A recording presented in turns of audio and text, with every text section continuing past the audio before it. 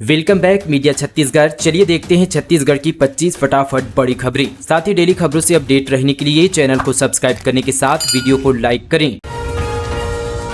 दिल्ली केंद्रीय रेल मंत्री से मिले स्वास्थ्य मंत्री श्याम बिहारी जायसवाल, प्रदेश के लिए रखी ये मांगे। छत्तीसगढ़ के स्वास्थ्य मंत्री श्याम बिहारी जायसवाल ने दिल्ली प्रवास के दौरान केंद्रीय रेल मंत्री अश्विनी वैष्णव से रेल भवन में मुलाकात की। जायसवाल ने केंद्रीय रेल मंत्री से छत्तीसगढ़ की जन सुविधाओं से जुड़े मांगों पर उनका ध्यान आकृष्ट कराया। इसके साथ ही केंद्रीय मंत्री को चिरमिरी नागपुर हाल्ट नवीन रेल लाइन निर्माण हेतु प्रदेश सरकार द्वारा राज्यांश की राशि प्रदान करने की जानकारी प्रदान की और जल्द से जल्द निर्माण कार्य को प्रारंभ करने की बात कही।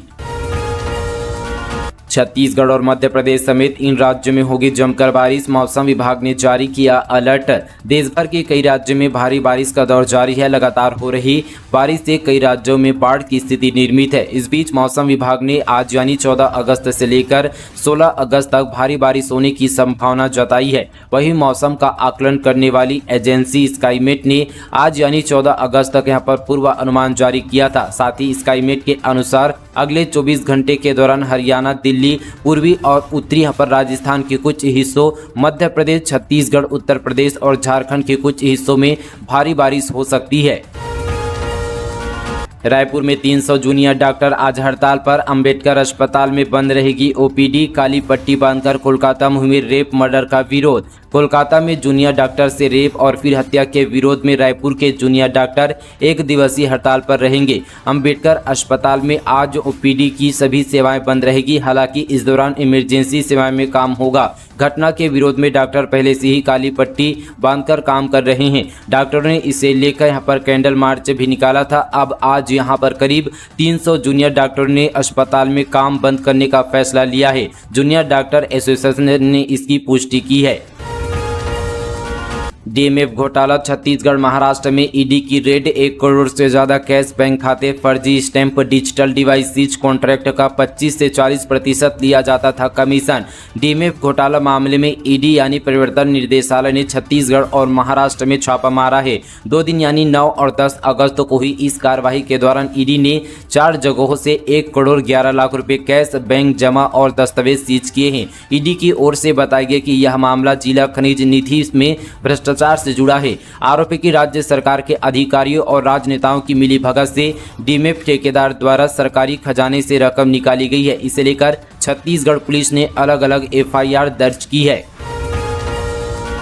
छत्तीसगढ़ के किसानों को मिला 6199 करोड़ रुपए से अधिक का ऋण। मुख्यमंत्री विष्णुदेव साय के निर्देश पर राज्य के अधिक से अधिक किसानों को अल्पकालीन कृषि ऋण वितरण किया जा रहा है। प्रदेश में किसानों को अब तक राज्य सहकारी बैंकों के द्वारा 2058 सहकारी समितियों के माध्यम से 6199 करोड़ 42 लाख रुपए का अल्पकालीन कृषि ऋण प्रदान किया गया है। इस वर्ष राज्य सरकार द्वारा किसानों को 7300 करोड़ रुपए ऋण वितरण का लक्ष्य रखा है। साथ ही किसानों को उनके मांग और रकबे के अनुरूप अल्पकालीन कृषि ऋण प्रदान किया जा रहा है। जबकि पिछले वर्ष आज की स्थिति में 5880 करोड़ रुपए के अल्पकालीन कृषि ऋण वितरित किए गए थे।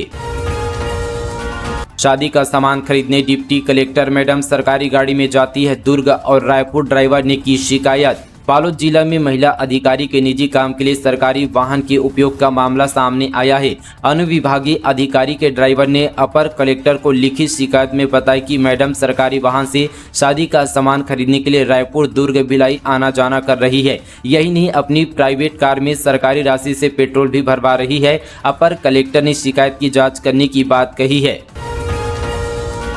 भूपेश बघेल बनाए जा सकते हैं एआईसीसी महासचिव। दिल्ली में खड़गे राहुल से की मुलाकात। छत्तीसगढ़ कांग्रेस संगठन में भी हो सकता है बदलाव। लोकसभा चुनाव के बाद कांग्रेस के राष्ट्रीय संगठन में बड़ा बदलाव होने वाला है। बताया जा रहा है कि ओबीसी चेहरे को संगठन में शामिल किया जाएगा। ऐसे में छत्तीसगढ़ के पूर्व मुख्यमंत्री भूपेश बघेल को बड़ी जिम्मेदारी मिलने की बात है। सूत्रों के मुताबिक बघेल को एआईसीसी का महासचिव बनाया जा सकता है। वह प्रदेश में पार्टी का कद्दावर ओबीसी चेहरा है। बघेल ने कहा कि क्या जिम्मेदारी मिलेगी ये हाईकमान तय करेगा। वहीं प्रदेश कांग्रेस संगठन में भी बड़े बदलाव के संकेत मिले हैं।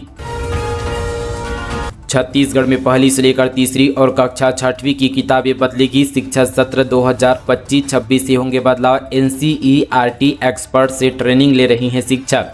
छत्तीसगढ़ में नई शिक्षा नीति लागू करने की तैयारियां चल रही है। आगामी शिक्षा सत्र 2025-26 में कक्षा पहली से लेकर तीसरी और कक्षा छठवीं की पुस्तकें बदली जाएगी।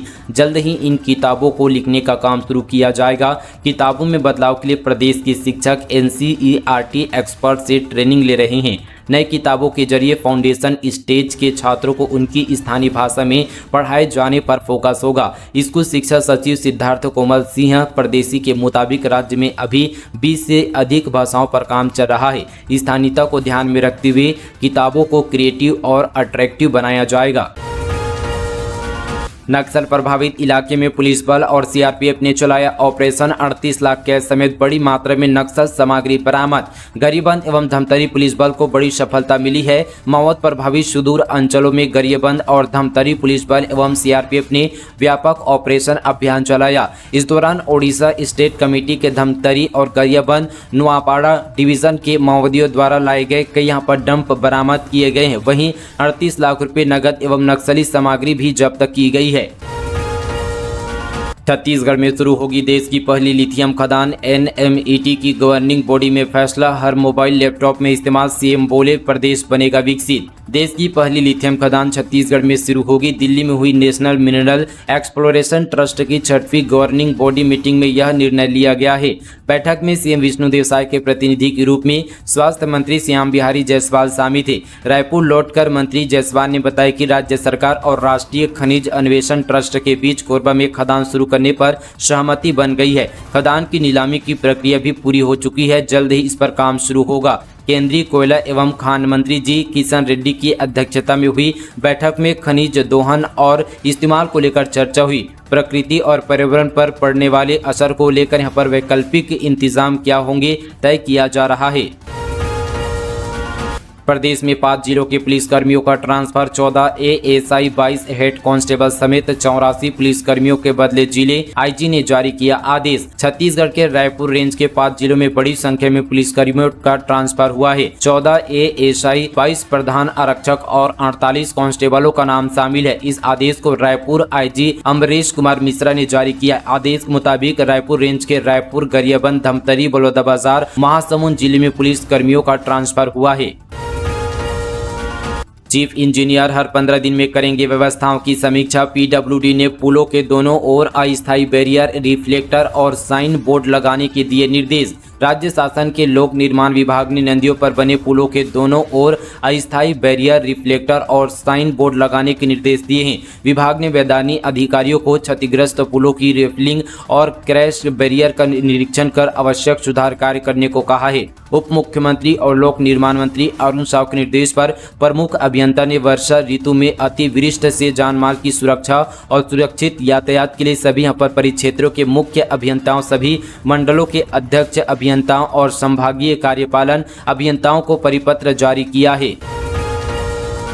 रक्षाबंधन पर राज्य के श्रमिकों को राज्य सरकार का उपहार सीधे बैंक खातों में डाले जाएंगे। 14 करोड़ 47 लाख रुपये। मुख्यमंत्री विष्णुदेव साय के मंशा अनुरूप श्रम मंत्री लखनलाल देवांगन ने राज्य के 33,000 से अधिक निर्माणी श्रमिकों एवं उनके परिजनों को रक्षाबंधन पर्व के उपलक्ष्य में 14 करोड़ 47 लाख से अधिक सौगात दी है। यह राशि श्रम विभाग द्वारा श्रमिकों एवं उनके परिजनों के कल्याण के लिए संचालित विभिन्न योजनाओं के अंतर्गत DBT के माध्यम से प्रदान की जाएगी। श्रम मंत्री ने भी विभिन्न विभागीय योजनाओं के तहत श्रमिक परिवारों के हितों के लिए 14 करोड़ 47,44,709 रुपये की स्वीकृति प्रदान की है।